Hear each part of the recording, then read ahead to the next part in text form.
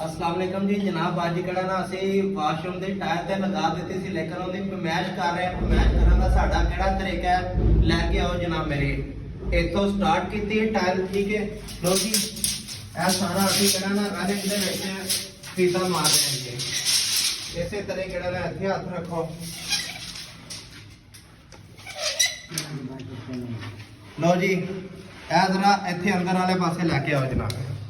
है 22 फुट है जी, 1 2 3, ठीक है जी। इधर आओ जी, 8 नंबर वाशरूम है जी, 22 फुट 3 इंच हाइट इनकी है 9 फुट जी, हाइट 9 फुट है। यह तरीकाकार है। और उस तो बाद जनाब है मारो जरा चेक करो, जरा फ्लोर चेक करिए जी।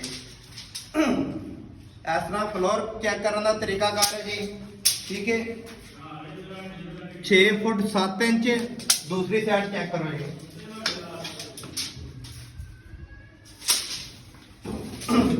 ਇਹ ਵੀ ਜਨਾਬ ਮੇਰੀ ਚੈੱਕ ਕਰਾ ਦਿਓ, 5 ਫੁੱਟ 10 ਇੰਚ ਇਹਦਾ ਫਰਸ਼ ਹੈ ਜੀ, ਠੀਕ ਹੈ ਜੀ। ਇਹ ਸਾਡਾ ਜੀ ਤਰੀਕਾਕਾਰ। ਇਹ ਫੜੋ ਜ਼ਰਾ ਇੱਕ ਮਿੰਟ, ਹਾਈਟ ਚੈੱਕ ਕਰਾਈਏ ਜ਼ਰਾ। ਹੈਲੋ ਸਰ, 9 ਫੁੱਟ ਦੀ ਹਾਈਟ ਚੈੱਕ ਕਰਾ ਦਰਾ ਯਾਰ। 9 ਫੁੱਟ ਪੂਰੀ ਆ ਰਹੀ ਜੀ।